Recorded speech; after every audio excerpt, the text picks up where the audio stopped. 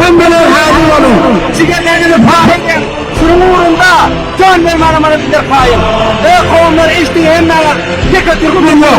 Bunlar pembenin başında mı? Bunlar sencide permanları bunun başına gelen.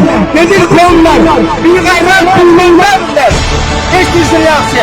Bunlar kimlerine küfür edecek. Şunu iyi de olsa tapacak. Şunu isteyen. Ya bu taraf köpen, ya şunu tapan.